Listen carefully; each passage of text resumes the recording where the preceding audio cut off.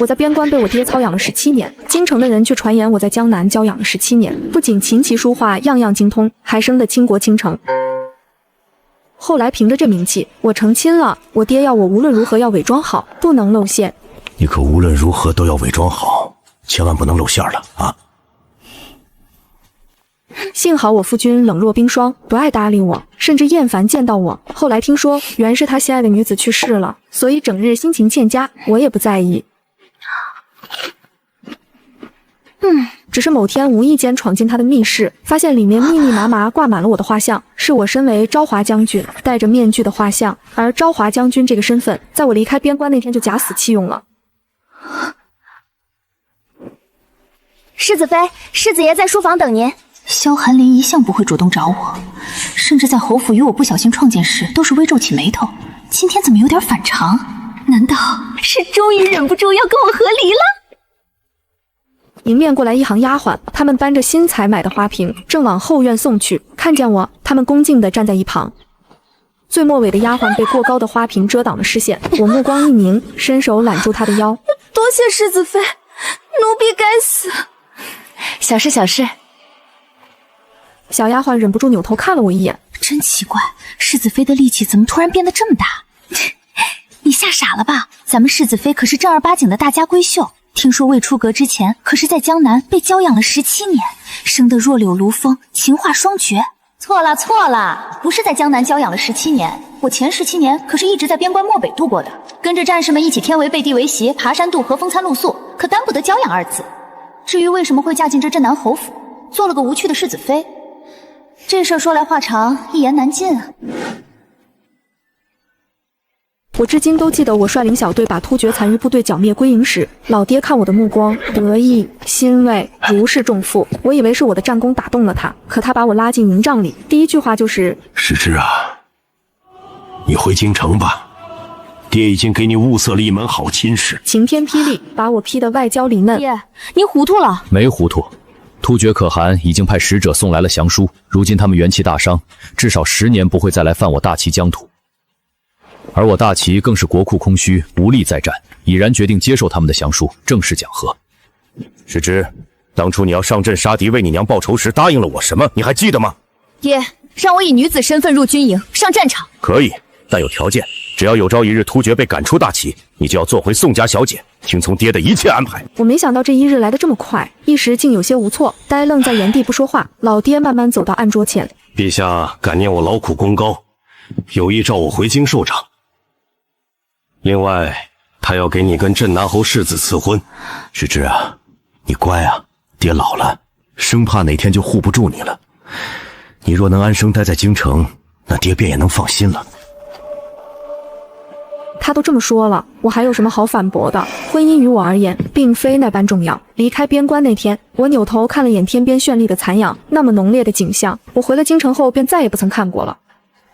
京城确实繁华，女子雍容，男子俊朗，处处奢靡，迷人心智。也是回了京城之后，我才知道，原来京城人一直以为我这位宋家大小姐一直娇养在江南，琴棋书画样样精通呐，可不是嘛？还生得倾国倾城，弱柳扶风，性子温婉可人。是你传出去的？我也有些虚荣心嘛，谁不想自家女儿被人夸？所以就来坑我。怪不得皇帝突然想起来把我跟光风泽月的第一公子萧寒林赐婚，原来我在京城还有这样的名气。可也无可奈何。故而临出嫁的前几个月，我白天在府中弹琴学棋读书练画，晚上则坐在祠堂闭目养神，磨磨性子。再砸了10张琴，掀了20张棋盘之后，我终于小有所成，至少能装成一个大家闺秀了。老爹还从神医谷给我找了一个药方，夜夜全身浸泡于汤药之中，身上的伤疤也渐渐消失不见。千万不能让人发现你在漠北的身份。一来，皇帝因为你这大家闺秀的名声，给你赐了婚；一旦事情败露，那就是犯了欺君之罪。二来，京城风云四起，不少突厥奸细藏匿其中，万一发现你是在漠北斩杀无数突厥人的昭华将军，那难免会盯上你。老爹不想你涉险。我对婚后生活并没有多大期待，能耐着性子忍受这么多，全然是因为我老爹年纪大了。他老来得子有了我，在我娘被突厥奸细害死之后，他一下子就颓废了，又为了我重新振作起来。这么多年，他真的经不起我折腾了。我出嫁那天，老爹喝得酩酊大醉，我鼻头酸涩，弯腰进了花轿。从此以后，什么狂风黄沙、大漠残阳、金戈铁马，统统与我再无关系。对于这段婚姻，我唯一庆幸的就是我的这位夫君镇南侯世子萧寒林似乎格外的不喜我，看我柔弱无骨的歪在榻上会皱眉，看我绣花时不小心扎了手疼的抽泣会皱眉，看我多愁善感的月下弹琴时还会皱眉。他看见我时，眉头就没有哪一刻是舒展开的。我才不在意，反正我也不喜欢你。我巴不得你再讨厌我一点，最好连我的院子也不要踏进半步，这样你好我好，大家都好。后来一次宴席之上，萧寒林的郡主表妹笑着来敬我酒，她邀我到无人处赏花，然后原形毕露。你嫁给了寒林哥哥，是不是很得意？拿你爹出生入死换来的战功嫁进侯府过好日子，宋时之，你有什么好得意的？我这才明白，原来这位郡主是对我那夫君爱而不得。郡主是在怪自己没有一个能出生入死换取战功给你铺路的爹。你就算嫁进了侯府，也不会得到寒林哥哥的爱的。寒林哥哥有个放在心尖上的女子，而那个女子已经死了。寒林哥哥这辈子再也不会爱上任何人。宋时之，你说你可不可怜？这有什么好可怜的？萧寒林的爱很掌柜吗？谁爱要谁要，反正我不要。回去侯府的路上，我与萧寒林共乘一辆马车，他靠在车上，闭着眼睛，与我拉开了不小的距离。怪不得天天一副死人脸，原来是心上人死了，真是可怜啊。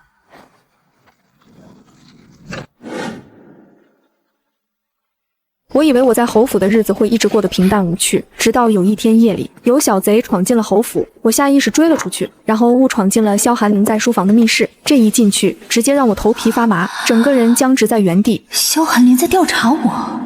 不对，是在调查作为昭华将军的我。密室里挂满了我的画像，画像上的女子穿着黑色劲装，劲装外套着红甲，头发半扎，戴着一张全脸鬼面。大齐是允许女子为官为将的。当年我因为战功得到了皇帝封赏，成了漠北的一名小将军，而传闻中昭华将军脸上有伤，日日戴着面具示人，这是众所周知的形象。后来我要回京做回大家闺秀，昭华将军便被我爹安排死在了战场之上。按理来说，我爹在漠北有着绝对的权利，这件事应该没有什么漏洞。可萧寒林为什么要调查我？他怀疑了什么吗？万一真被他查到了什么，那我爹就是欺君之罪啊！到时候再被有心之人安上个别的罪名，他这条老命怕是得搭进去。哼，我估计下场也好不到哪儿去。书房外传来动静，我来不及思索，便急匆匆逃离现场。我不能再在侯府待下去了。萧寒林这人城府极深，我得离他远一点。怎么才能离开侯府呢？唯一的办法是和离，最好是他亲自提出和离。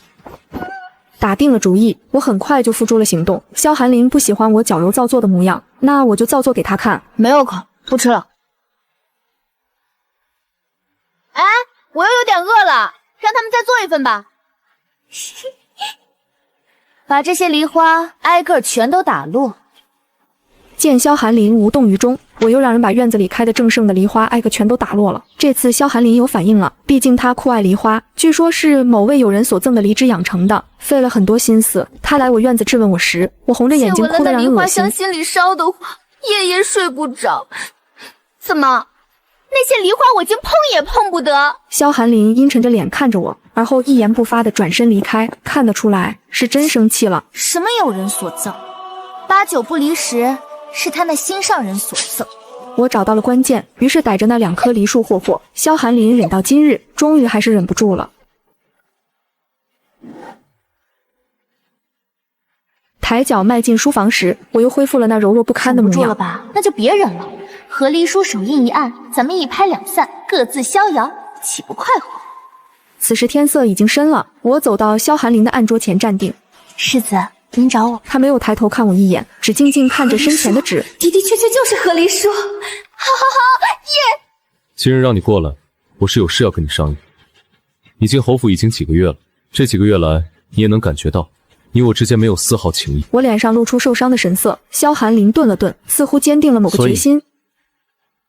想跟你。他话还没说完，窗外一条黑影一闪而过，精致雕花木窗被人破开，几个蒙面的黑衣人便快速跃进，提剑就往萧寒林身上刺。是刺客，萧寒林有点功夫，但不多。他慌张应对了2招，就被其中一人一脚踹倒在地，眼看着就要一命呜呼。本来我是可以放手不管的，毕竟他死了，那我就安全了，就没人调查我和我爹了。可我不能放手不管，因为这几个刺客是突厥人，我看了一眼他们的招式就认出来了。而我宋时之最恨突厥人，我快速上前，一把抓起地上的剑就上了。一会儿功夫，刺客全都倒地，我挨个卸了他们的下巴，防止他们服毒自尽。等侯府侍卫赶来时，我缩在角落，瑟瑟发抖。世子爷武艺高强，区区贼人简直手到擒来。萧寒林目光极为复杂的看了我一眼，把人带下去。书房再次只剩下我们2人，我也不用再装了。我站起来，拍了拍衣裙，将散落在地上的和离书拿了起来。写的不错，我咬破手指，在上面按了个手印。世子爷，咱们接着谈没谈完的事儿。这个和离书该你了。世子爷，就当是报答我救了您的命。这和离书，您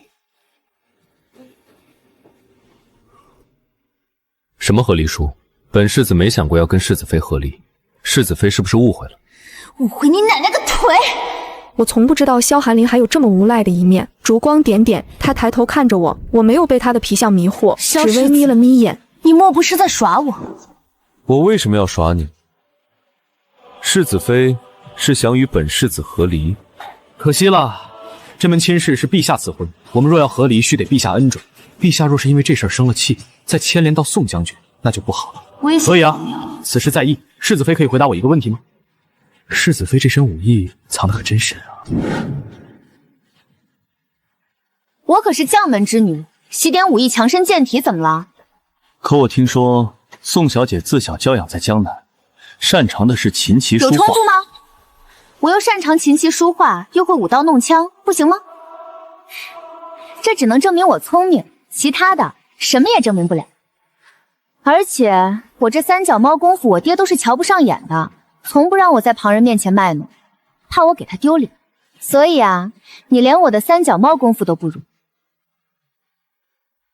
对，就是在阴阳怪气。堂堂镇南侯世子居然这么弱气，真是没用。自从那天之后，萧寒林有意无意便要试探我。起先还是不小心在我身边摔落茶盏来测试我的反应速度，后来就变本加厉。自从成亲以来，他鲜少踏足我的院子，更别说跟我同床眠了。失手了。世子好剑法，故意的，绝对是故意的。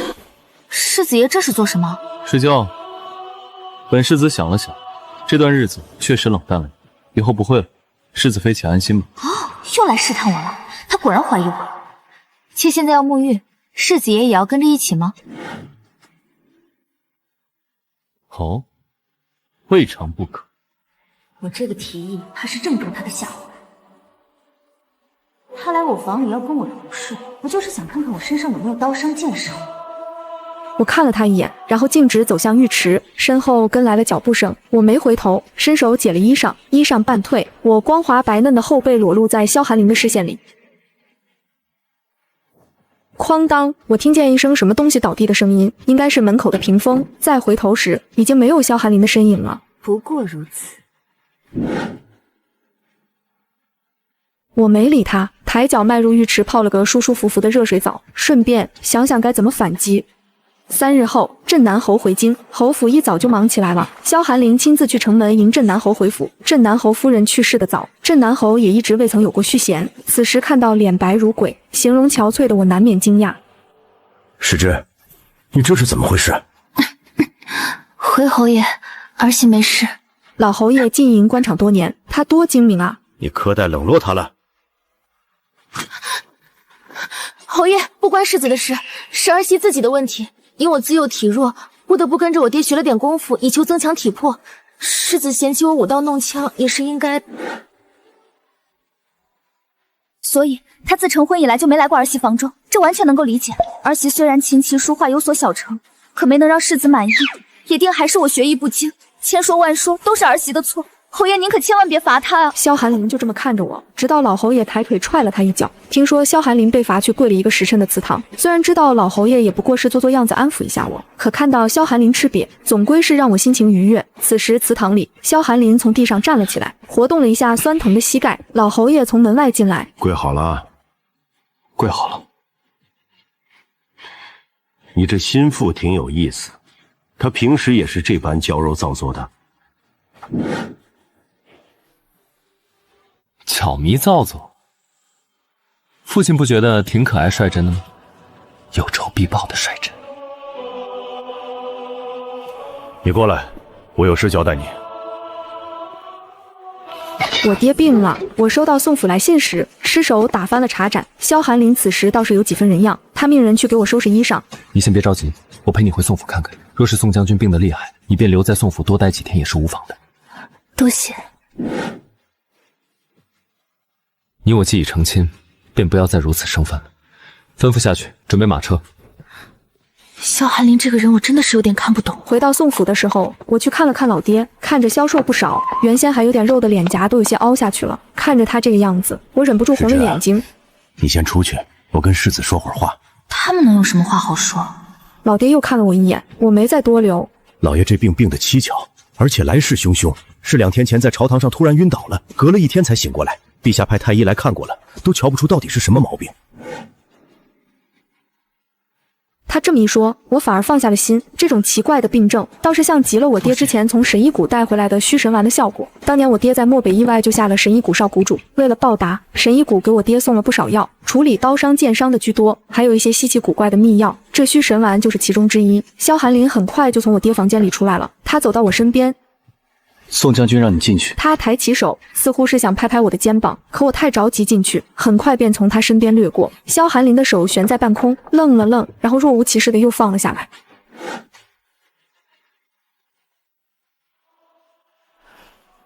爹，你用了虚神丸。你倒是聪明。突厥议和使使团答应把占据多年的迦北和玉安2城交还给大齐，以示诚意。我不久前得到消息，突厥安插在大齐的奸细们似乎又有了动静，他们的目的似乎在我。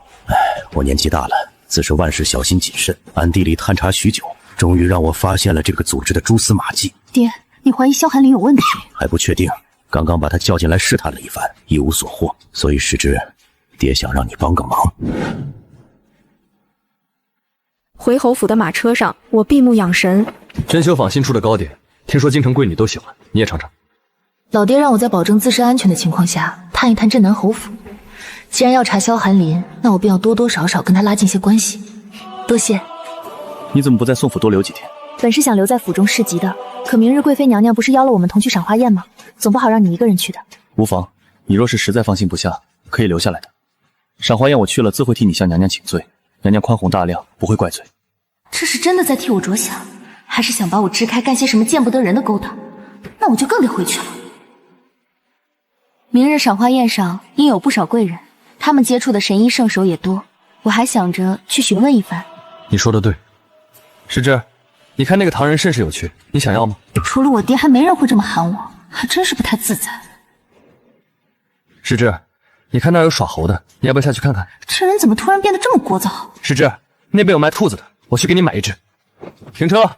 世子爷为了哄世子妃开心，真是煞费苦心。2位贵人感情甚好，令人羡羡。原来他在哄我。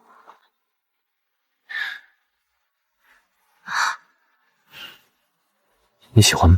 不喜欢。兔子这种动物在原野上是众多猛禽野兽捕猎的对象，它太软弱。那你喜欢什么？滑翔的雄鹰，奔跑的狼和柴狗，亦或蛰伏在暗处伺机而动的毒蛇，都好。我转头掀开车帘，看着外面，京城百姓安居乐业，欣欣向荣。这里与漠北全然没有半点相似，他们没有体验过漠北的严寒酷暑，也不知道将士们就连睡觉吃饭都要多分出一道神，警戒着随时可能出现的敌人的突袭。环境造就人和物，我突然就有些恐慌。我总感觉，我若再在这富贵迷人眼的京城待下去，我身体里身为战士的血性与敏锐会被一点点消磨殆尽。生于忧患，死于安乐。总有一天，我会从狼变成兔子。我不想这样，也不愿这样。回了侯府，我便自己回了院子。我在房间里扎了半个时辰的马步，练了1个时辰的拳。等到夜幕降临，月上柳梢，我穿上夜行衣，轻车熟路翻上房顶。既然要探镇南侯府，我第一个想到的地方就是萧寒林的书房密室，那间挂满了我画像的密室。上次匆匆一瞥，很多东西都没来得及细看，我快速避开侯府侍卫的视线，悄悄潜进了萧寒林的书房。借着月光，我扭动书架上的青瓷瓶，角落的书架自动移开，露出只供1人通行的小道。我又来到了那间密室，我点了烛火，在那些画像上挨个看过去。这10几张画像画的都是我，有我骑马的、练剑的、甩鞭的。这10几张画像所画时间皆不同，最新的像是这2年的，最旧的已经有些泛黄了。上面的我身形瘦削，看起来像是12、13岁时的模样。我皱了皱眉，萧寒林这么早就开始调查我了，不太可能吧？他那个时候也才12、13岁，能知道什么？还有就是这画他是从哪个地方得来的，也不太能说得通。我那时候只是漠北军中的一个无名小卒，谁会画我啊？我没再理会那些画像，开始翻箱倒柜找别的线索，找了半天一无所获。我有些气闷，今晚难道要无功而返？正犹豫着，旁边突然传来一阵轻响，我连忙把烛火熄了，藏在暗处，细细一听，发觉这声音是从密室旁边传来的。好家伙，密室旁边是更大的密室。我轻手轻脚靠近那面墙，然后摸了半天，摸到一块已经松了的小砖块，我小心翼翼把那砖块取下来，凑过去往里看，只见偌大的密室里，萧寒林与老侯爷正相对而坐。事情安排妥当了，安排妥了。7日后子时，我会去见巴识图。巴识图，突厥可汗的小儿子，那个传闻中文武帅样样精通的神童。听说巴识图已经是突厥人公认的小可汗。萧家父子与巴识图密会是想干什么？老爹说他怀疑萧家与突厥人勾结，看来不是空穴来风。我心如肋骨，那边的说话声好像停了，我又看过去，只见又有1人进来，穿着简单的黑色劲装，瞧着像是暗卫。我听见萧寒林唤他：九剑，世子妃睡了吗？房间的烛光灭了，世子爷需要属下确认一下吗？我心里一惊，不用了，他今天应当是累了，让他好好休息，你别吵到他。是。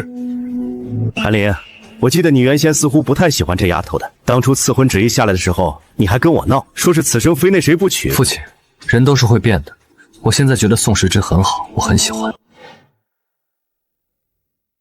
我根本听不见他在说什么，现在全部精力都被我放在了抬起头站在一旁的男人身上。此时他抬起了脸，我也看清了他的样貌。那人不就是那天晚上刺杀萧寒林引得我出手的刺客之一吗？当初他想逃，还被我拽回来猛捶了几下。他是萧寒林的人，一个突厥人。听从萧寒林的话，他们果然有猫腻。那天的刺杀估计也是为了试探我，我被算计了。不对，是我们宋家被算计了。我思绪混乱，眼看着那3人已经要动身离开，我也没法再耽搁下去，匆匆忙忙逃离，将砖块恢复原样，然后逃离密室，脚步不停地回了自己的房间。我刚躺上床，门外就传来一阵极轻的脚步声，一道身影立于门外，犹豫了片刻，推门而入。我闭着眼睛，放缓了呼吸，萧寒林身上的冷香袭入我的鼻腔。他走到床边，低头看着我，也没做什么，就光看着。我被他看的后背汗毛都竖起来了，险些就要破功。萧寒林伸手将我滑落在腰腹处的被子往上提了提，然后将我搭在床沿边的手塞进了被子里，动作很轻，带着些小心翼翼。我心里愕然，萧寒林没有过多的动作了，他在我房里站了一会儿就离开了。可我却是一夜未眠，一大清早就有丫鬟来给我梳洗打扮，他们给我换上一身繁复的月牙凤尾罗裙，走起路来步步生花，极好看也极难穿。我觉得自己的灵魂都被这裙子束缚住了。我走到前院，萧寒林已经在那等我，他抬头看见我，不由愣着。世子爷不走吗？时辰要到了。萧寒林敛眉，掩住眼里的情绪，他拉着我上了马车，一路朝着宫门晃晃悠悠而去。前来参加赏花宴的人很多，精美奢华的马车一辆接着一辆。我还看到了萧寒林的那位郡主表妹夏娃，她看着我与萧寒林相携的手，脸色一下子就沉了下来。赏花宴会上，男宾女宾并不在一处，我由宫女领着去了另一个地方。不少官太太、贵妇人来同我说话寒暄，我一一应付过去了。这种皇家宴会实在无聊。不远处，一个宫女抱着一把古琴经过，被夏娃喊住了：“你这琴是谁的？”贵妃娘娘叫来琴师助兴，这是那位琴师的古琴。调什么琴师啊？世子妃琴艺高绝，我一直都很想领教一番，此时机会难得，大家难道不想听听世子妃的琴音吗？他这么一说，众人纷纷附和。毕竟我这名声流传在外，又没人亲眼见过或听过我所谓精通的琴棋书画，所以或多或少，大家对我是有那么一点好奇的。出了什么事？非要弹琴？是啊，听说还要弹凤求凰。世子妃琴艺高绝，很有自信。不是，我还没说话呢，我没想到贵妃娘娘正好在附近。听闻世子妃要弹琴，本宫也来听听。我虽然紧急学了几个月琴，可那就只是皮毛，我没那么高的音律天赋。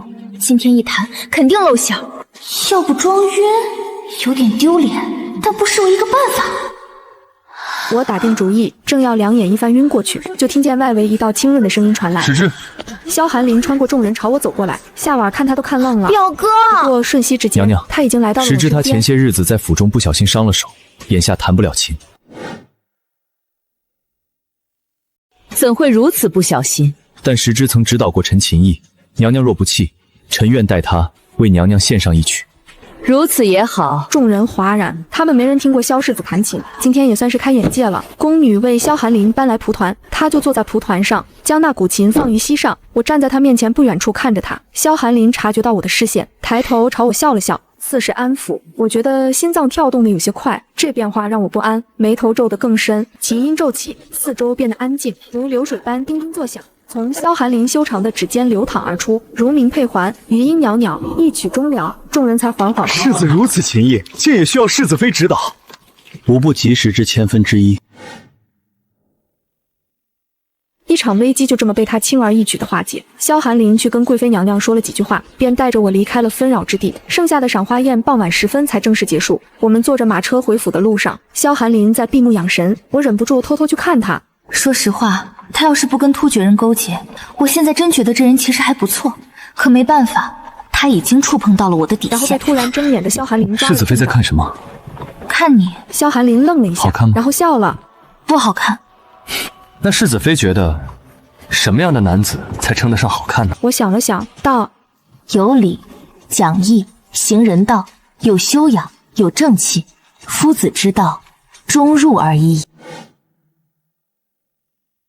萧寒林看着我没有说话，马车里突然沉默下来，很快便到了侯府门口。我避开萧寒林想要来牵我的手，率先下了马车。萧寒林落在后面，他摩挲了一下抓住了空气的手指，如此看来，笑了一声。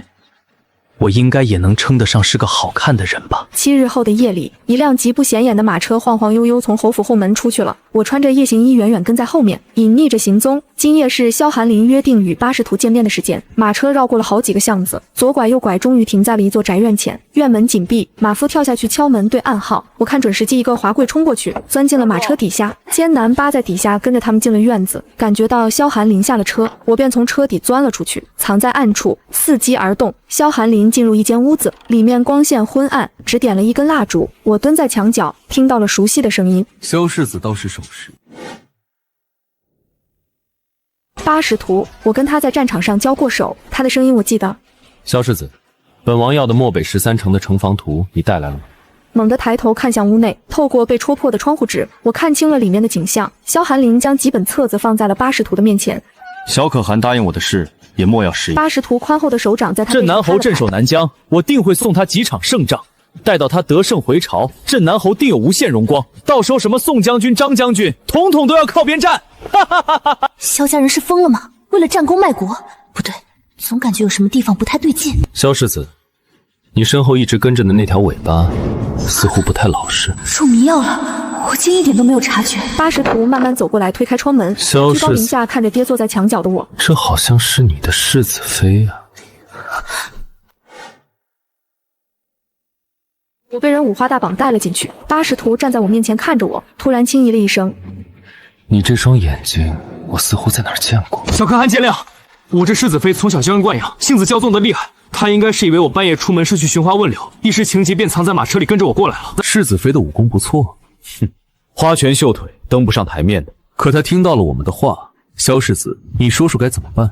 我会处理好，小可汗放心。哈哈哈哈，萧世子是个妙人。那本王就相信萧世子了。萧寒林带着我上了马车，我们沿着来时路回去。路过一片寂静竹林时，萧寒林伸手敲了敲窗户，马车停下，马夫走到远处警戒四周。萧寒林叹了口气，伸手替我解开身上的绳子。迷药药性未退，我无力地瘫在车壁上，就这么睁着眼睛看着萧寒林拿出马车上的药箱，替我给勒破皮的手腕上。你有什么想问的吗？你通敌了？没有。我去了你书房密室，你在调查我们宋家，你身边的暗卫还是个突厥人，还有，你都来这儿跟巴士图密会，把城防图交出去了，你还说没有？我用积攒起来的力气猛地轻身。你听我解释。还有什么好解释的？所以你听我解释吗？他被我掐的声音有点变调，可眼神却依旧敞亮。给你一炷香的时间。先说我那个暗卫吧，他不是突厥人，是正儿八经的大齐人。我们萧家历代会训练出这样一支军队，可以模仿突厥人的说话、行为以及武功招式，他们在战场上的作用很大，这点你应该很清楚。赵华将军，我让九剑他们去试探你，这是我的私心，我只是想知道你到底是不是我一直心心念念的那个人。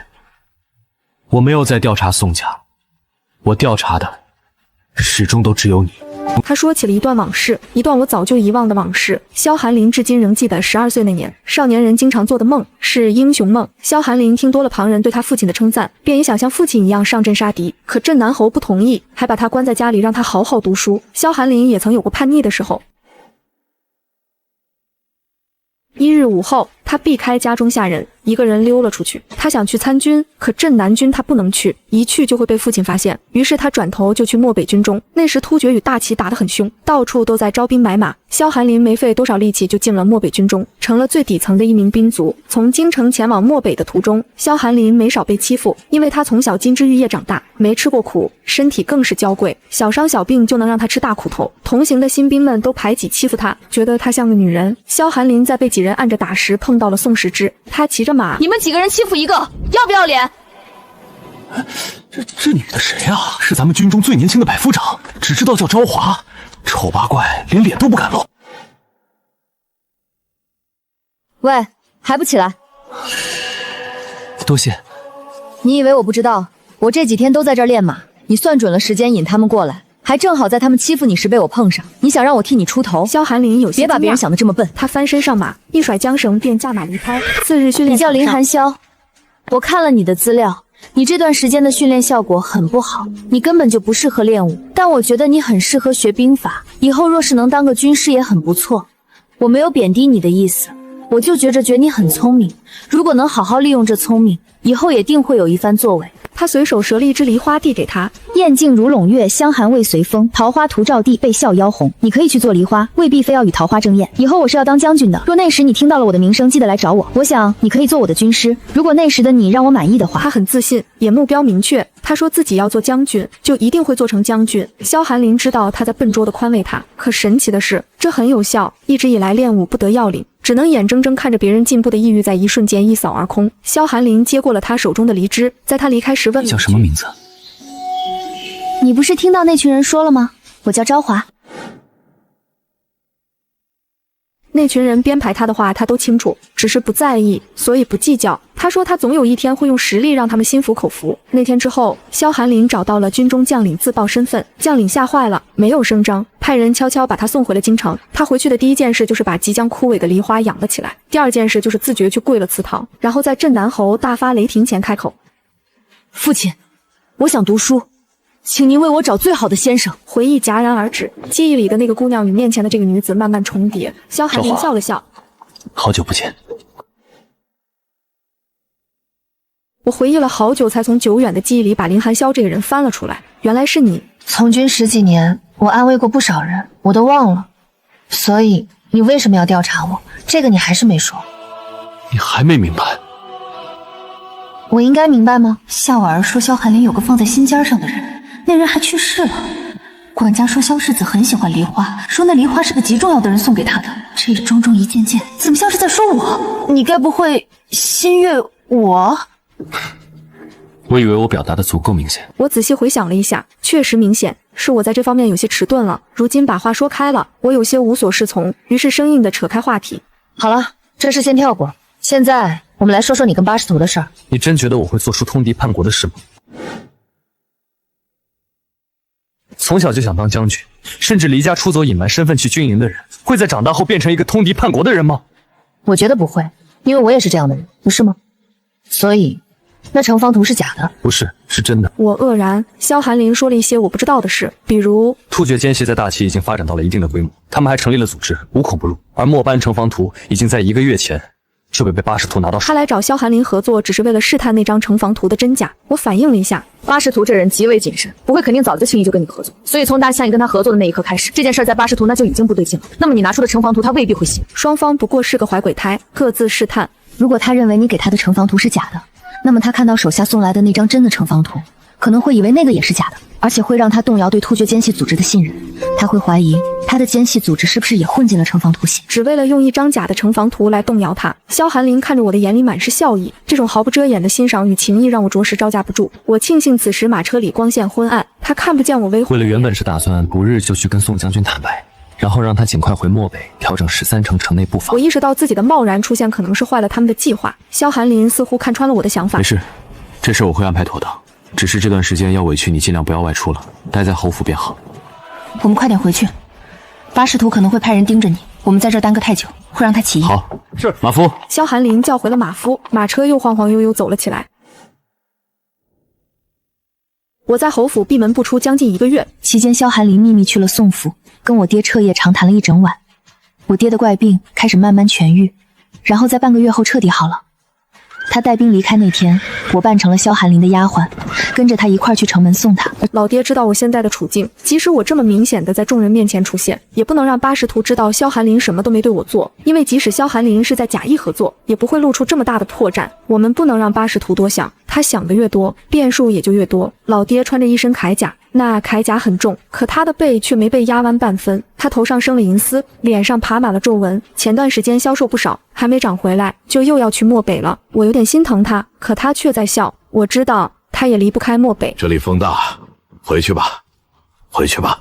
他骑在马上，朝着这边摆手。他领着队伍浩浩荡荡往北边去了。老爹走后的半个月，听萧寒林说巴士图离开京城了，走得神不知鬼不觉，连派人刺杀都无法安排。他离开了，我也没怎么出侯府，每日准时起来扎马步、练拳、练枪。我不敢松懈，我总觉得有一天我会回到那个战场，我需要时刻做好准备。但我没想到那一天来得这么快。那夜大雨滂沱，我从睡梦中惊醒。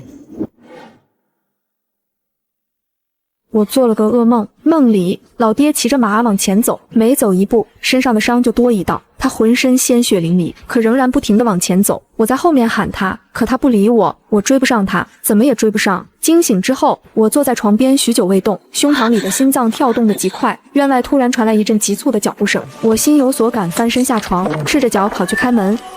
怎么了？宋将军，出事了，说是突厥单方面撕毁盟约，卷土重来，率先对加盘城发起进攻。你爹在加盘城出城迎击时，被引入一处山谷，再不见踪影。次日有士兵在那山谷外发现了你爹的马，马嘴里衔着你爹的一条胳膊。我眼睛一黑，只觉得天旋地转。萧寒林伸手扶住了我。你先别着急，事情还有转机。是，还有转机，只是一条胳膊，说明不了什么。我想到什么，转身就要去收拾包袱。别拦我，我得去找他，必须去找他。阿软。对上我通红却没有流泪的眼睛，萧寒林眉头皱了皱，他伸手抚了抚我的脸，见我没有反应，他伸手将我拉进怀里，他抱着我，一下又一下轻抚着我僵硬的脊背。我知道，没有不让你去，等明天好不好？等雨停了，我送你出城，好不好？我伸手环住了他的腰，埋头在他胸膛处沉默许久，直到他身前的衣服被我阴湿，我才缓缓离开。萧寒林揽着我躺在了床上，静静地等着天亮，等着天晴，谁都没睡。次日清晨，雨停了，天刚蒙蒙亮时，萧寒林已经送我到了城外。我们骑着马并排立在一处山坡之上，他把包袱递给我，又替我仔细戴上了帷帽。四目相对，谁也没有说话。萧寒林微微吸了一口气，签了这份和离书，从此天高水远，再没有什么能够困住你了。我既然要以昭华将军的身份出现在漠北，那世子妃的身份便要弃了，不然会让人生疑。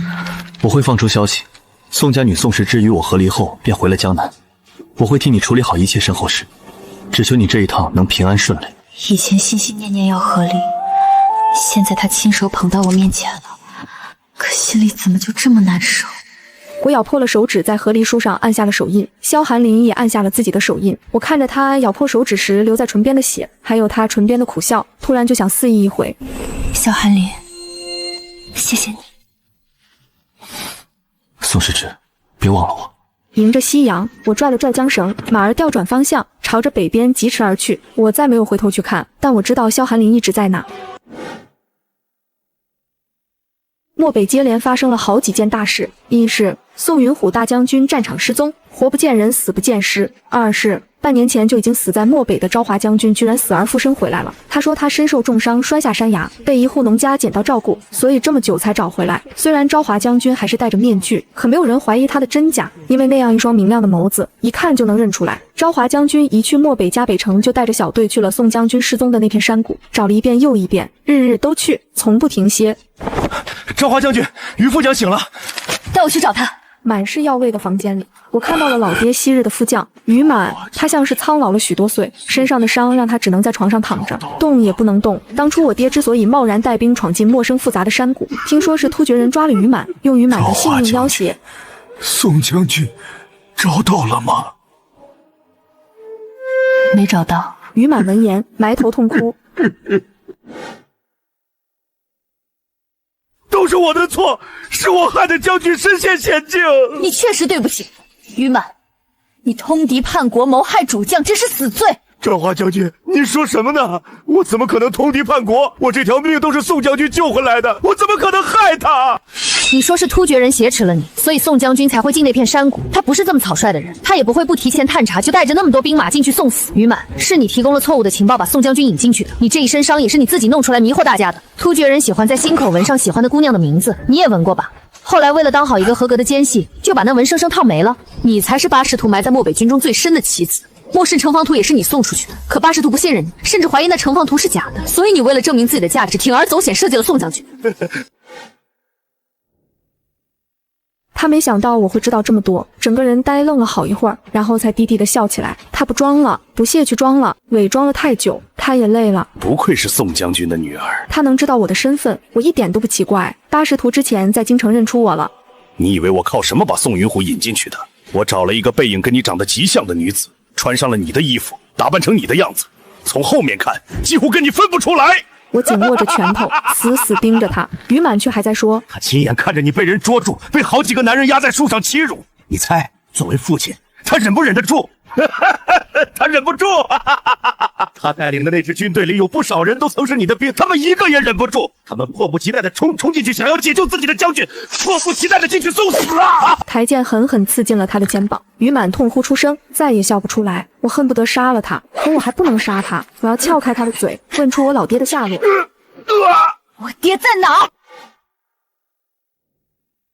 齐顺13年，我爹从死人谷失踪，我用尽酷刑，终于让于满这个叛徒张了口。到底在哪儿？宋将军折了一条胳膊，冲破围堵跳进了暗河。还有呢？暗河阴冷，突厥人的围堵跳进了死人谷的一条暗河里，暗河阴冷无比。说我爹没了一条胳膊，根本游不动的，光流血都流死了。可我不信，我总觉得我爹还活着，他在某个地方等我去找他呢。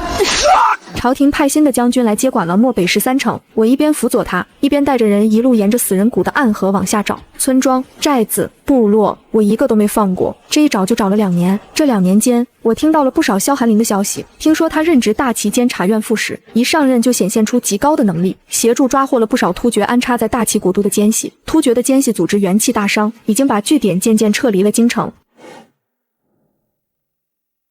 我还听说突厥派了不少刺客去刺杀萧寒林，可萧寒林很谨慎，而且运气好，好几次铤而走险，捡回了一条命。我收到这些消息的时候，也替他心惊，然后心里想着，若是能见到，得多嘱咐他练练功夫。毕竟他那仨瓜俩枣实在有些不够看。可是以后还能见到吗？我不知道。突厥可汗在半年前突然暴毙，突厥部落形势大变，几个王子明争暗斗，已然开始内乱。已经被封为小可汗的巴士图更是成了众矢之的，一边防止被兄弟背刺，一边又要操心这边的战事。而人一旦太忙，就容易出现纰漏。他在一天夜里多喝了点酒，也就在那天夜里，我们向他们的营地发起了攻击，火光漫天，突厥军队仓皇应战，主将巴士图被人从帐篷里抬出来，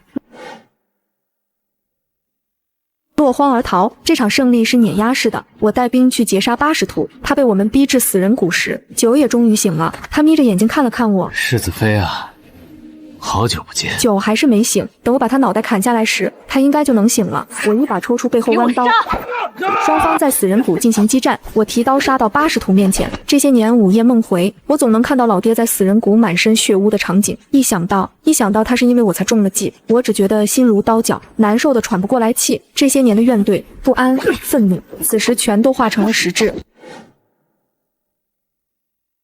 他们附着在我的刀锋之上，一下又一下砍向80图。80图我有些应对不住了，他猛地朝我挥出一击，然后就转身要逃。我甩出鞭子将他的手臂牢牢刀锋灵光一闪，80图的胳膊就落了地。80图惨叫着，用突厥语咒骂我。他怨愤地往后爬，然后跳进了我再熟悉不过的那条暗河。残余部队看到主将被逼着跳了河，当即士气全无，纷纷缴械投降。我甩了甩手上的刀，带人去了暗河下游。我在下游的臭沟里发现了80图的尸体。你没有我老爹运气好。我升官了，萧寒林也升官了，陛下召我回京受赏。回京前一天，我又去了死人谷。人人都说这里阴森可怕，仔细聆听，甚至能听见死人的啼哭声。可我却不怕，因为这是我爹失踪的地方。我爹会保佑我，他最疼我，舍不得吓我。我正要离开时，被不远处冒出的一个人投吓了一跳。你是谁？我是王明，我是神医谷的采药人。死人谷有一味珍稀的药材，我们每年这个时候都会来采摘。我点点头，转身要走，走了几步之后，我又急急忙忙赶了回去。每年都来，在哪里采药？这里，还有下面的岸边。指甲不自觉嵌入了他的手腕，少年疼得眉头直皱。3年前，你们在这采药的时候，有没有捡到什么人？我问的艰难，心跳也渐渐加快。3年前，少年呢喃：“你说的是独臂大侠吗？”我爹还活着，被神医谷的人救了，只是刮花了脸，摔伤了脑袋，记不得以前的事了。我去神医谷见他的时候，他正在教神医谷的小弟子们练功夫。站直了！一个个身体弱的要命，我家丫头一只手能把你全都掀翻。独臂大侠，你还有丫头啊？那你丫头多大了？应该有吧？可能12、13岁，一点都想不起来了。我看着他，哭得泪流满面。我在神医谷待了3天，每天都去找老爹。他很喜欢我，会跟我说很多话，可他还是不认识我，他也不愿意跟我离开。我没办法在神医谷久留，只能把老爹托付给神医谷照顾。他在这里会生活得很好。我回到京城的时候，萧寒林在城门口接我，他还是我记忆中的样子，一点没变，一点没变。你真要向陛下坦白一切？是啊，遮遮掩掩太累了，又不是见不得人。我想让大家知道我是谁，昭华将军是谁。我想让他们知道宋将军的女儿不比任何人差。你知道的，我爹好面子。萧寒林勾了勾唇角。你爹的消息你要告诉陛下吗？不告诉了，我爹现在上不了战场，也不认识陛下。我想让他快乐地度过余生，已经想好了。陛下若是以后知道了要罚我，那我也无话可说，只能多攒点战功，让他少气一点。若你的战功不够，那就加上我的。这么多年我在京城也是做了不少事。出乎意料的，皇帝没有怪罪我，只叹息着在我的面前缓缓踱步。他看着我，宋时之，你小时候朕曾见过你，那时朕还是太子。宋云虎，你的父亲，他是朕最喜欢的小将军，他喜欢让你骑在他的肩头，带你到处炫耀。宋将军大义，为国牺牲至此，朕无法好好补偿他，就已经觉得心痛。又怎么因这点小事？朕会昭告天下，宋时之宋将军乃国之重才，无心甚伟。萧寒林与我并肩离开养心殿的时候，突然停了下来。他深深看了我一眼，然后转身又走进了殿内。刚坐在龙椅上的皇帝愣了愣：“你这是又做什么？求陛下为臣与宋将军赐婚。为一对新人赐婚2次，这事还从未有过。”因而我与萧寒林的婚礼也容不得我们低调。那天来了很多人，可没有我的父亲。我考虑了很久要不要请他过来，可又总觉得见了太多旧人旧物，对他未必是好事。他这样快快乐乐无忧无虑地做他的独臂大侠，在神医谷当个五夫子，这样很好。可没想到我与萧寒林成亲那日，老爹还是跟着神医谷少谷主来喝了喜酒。他与以前的模样判若两人，几乎没人认出来他。我看着他红了眼睛，他却生气了：“你这丫头，我在神医谷与你相谈甚欢，你怎么连成亲也不请我来喝杯喜酒？”那我向你赔罪可好？不好，我要罚你。罚我什么？罚你这辈子能跟萧寒林白头偕老，恩爱一生。我总觉得老爹好像想起了什么。宋时之宋将军被陛下亲封镇北将军，奉命驻守漠北。萧寒林在老侯爷因病去世后，承袭镇南侯爵位。死人谷彻底被大齐军队接管。突厥人被彻底赶出大齐境内。宋时之在死人谷盖了一栋小木屋，两人每年约定在死人谷相见，相守1月，然后各自奔赴战场，乐此不疲，甘之若饴。萧寒林在一个宴会上被有人调笑：“副使大人现在可真是守活寡了。我若是你啊，才不会放任心爱之人远离。所以啊，你不是我。”一声音名字天空传来，萧寒林抬头看着上面，眸光带笑。他的娘子是雄鹰，是孤狼，他不愿做被圈养的兔子，他就不做禁锢他的牢笼。只要知道彼此相爱，心灵相通就够了。